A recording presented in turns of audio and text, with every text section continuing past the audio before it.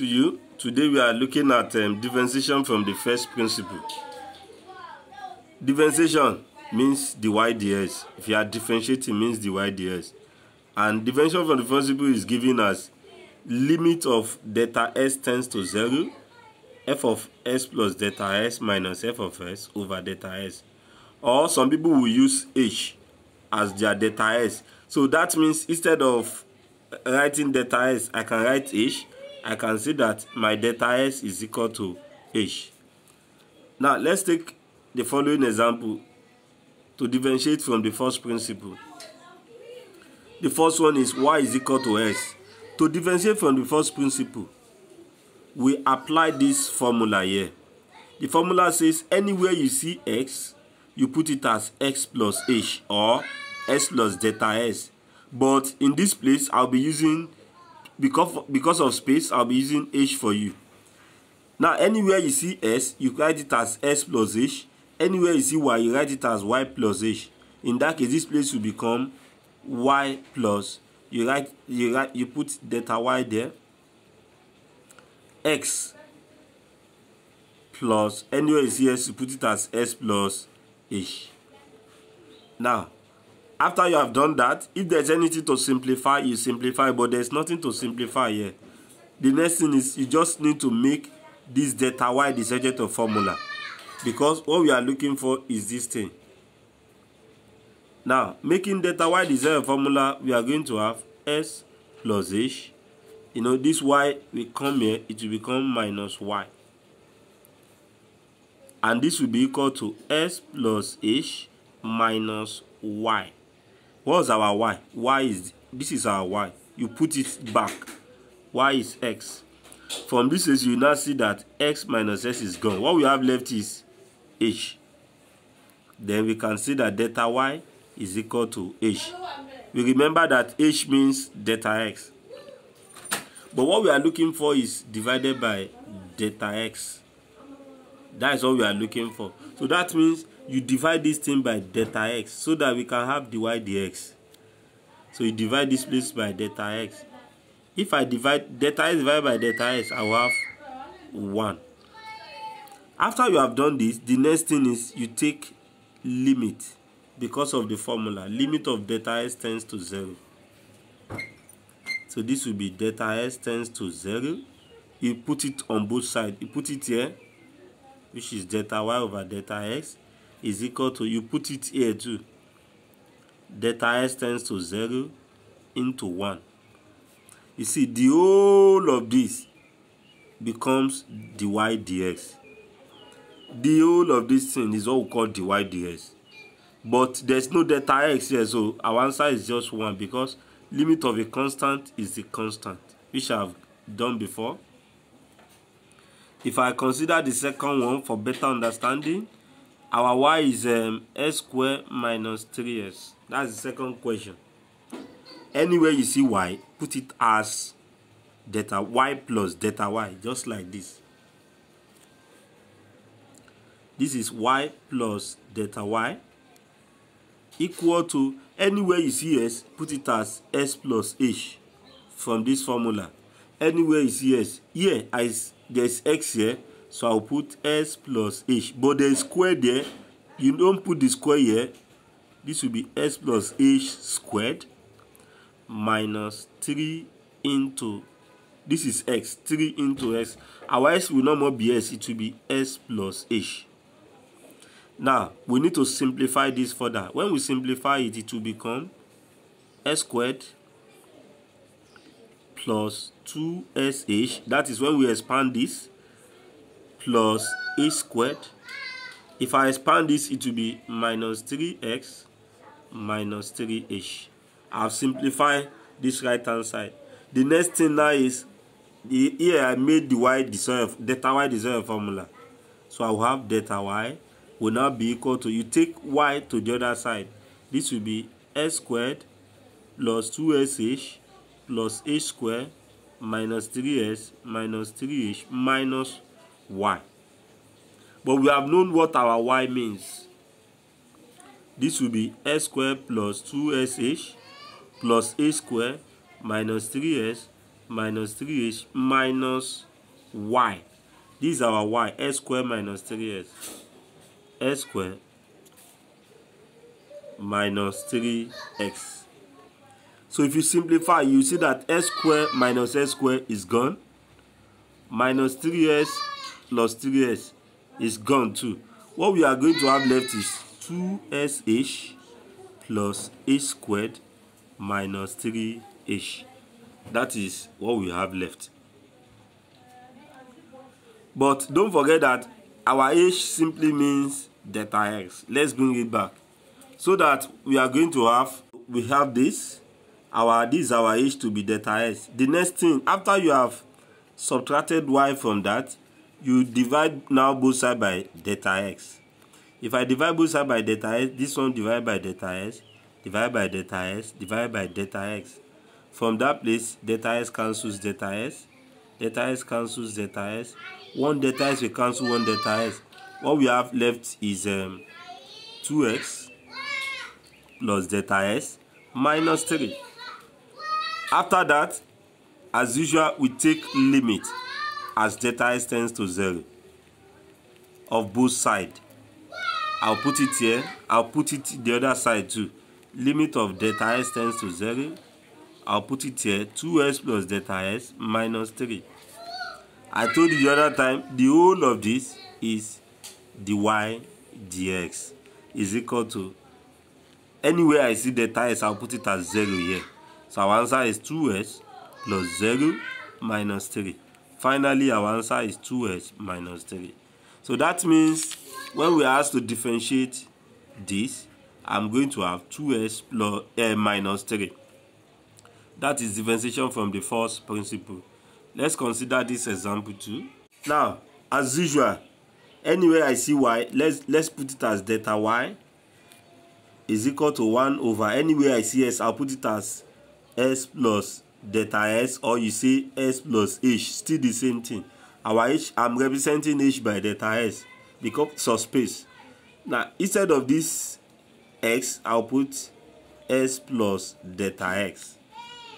Now, we need to, there's nothing to simplify again. We only need to make this y desired, delta y desired formula, so that we can have delta y is equal to 1 over s plus delta s.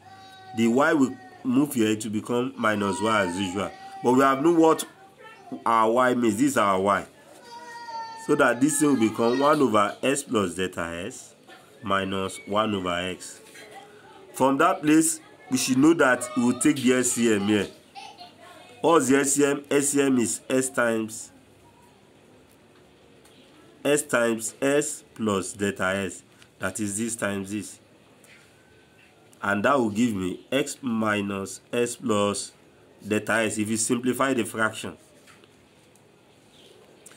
And this one here, what will it become? It will be s minus s is gone.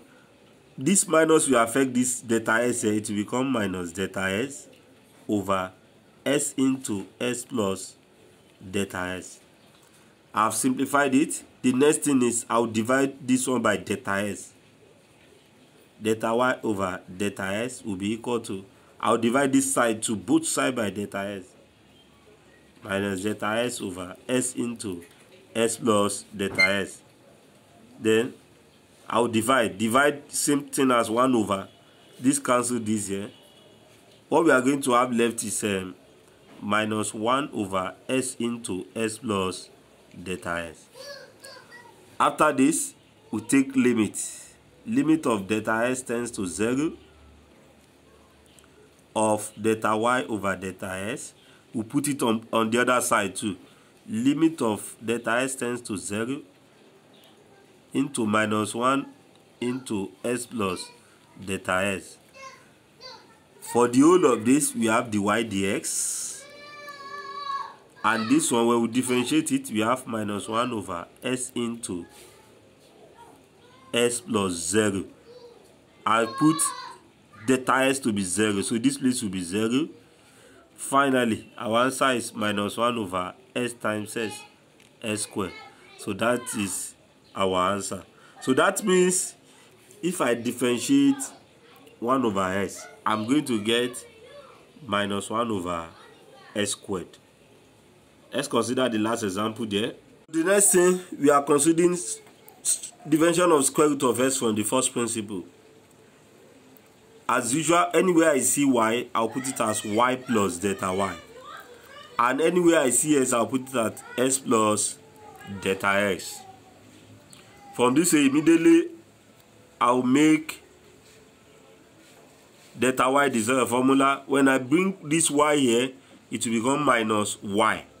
And what's our y? Our y is square root of s. Now is we divide both. The next thing, we divide both sides by delta s, so that we have delta y over delta s equal to root of s plus delta s minus root of s over delta s.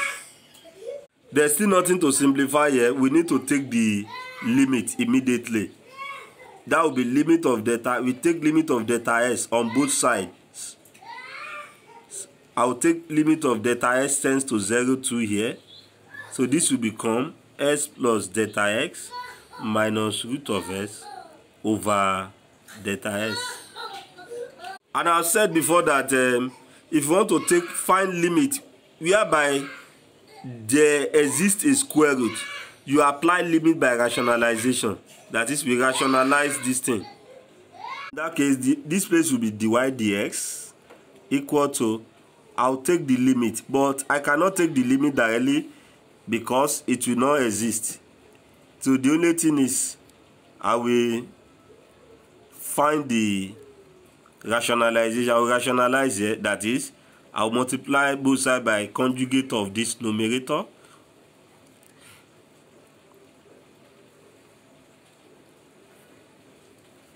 Now, expanding it, when we expand it, we are going to get, so we'll get this times this, square root of this times square root of this, it will give you s plus delta s. Also, minus square root of s times square root of s, we have minus s. And this one is there, delta s times this, we have it here. S minus s is gone. What we have left is delta s. So from this case, you will see that delta s cancels delta s. The next thing is we turn delta s to 0 anywhere we see delta s, so that our dy dx will be 1 over s plus 0 plus square root of s again. So this will give me 1 over 2 root x. So what we are now saying is that dy dx is equal to 1 over 2 root x. So this is differentiation of polynomial function from the first principle. Let's now consider differentiation of trigonometric functions from the first principle. Consider this.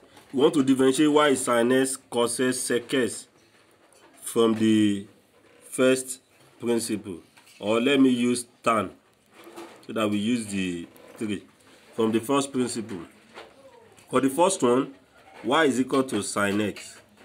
As usual, anywhere we see y, we write it as y plus delta y. And anywhere we see s, we write it as s plus delta s. Or let's say h. I want to use h this time around. If I use delta s, still the same thing. The next thing is I'll make dy the formula. That is this minus. When y comes here, it becomes minus y. But our y is sin s. From this place, I'm going to have delta y. I'll divide both sides by delta s, which is sin s plus minus sin s over delta x. From this place, you now recall. You recall that sin a minus sin b is the same thing as 2 cos a plus b over 2 sin a minus b over 2. That is under trigonometry identities. So we recall. So the whole of this one is our a, it's our b. You see it is in form of sin a minus sin b. I'll just use this formula. So from that place, we are going to have delta y over delta s equal to, let me simplify this.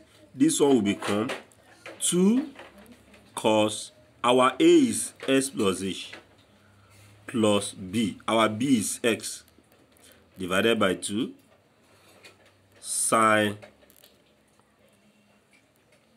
x plus h minus our b is x over 2. That is sine a minus b. This is our a, this is our b over 2. Now we are done with this. They now say divided by delta s. Divided by delta s, I can say that 1 over delta x.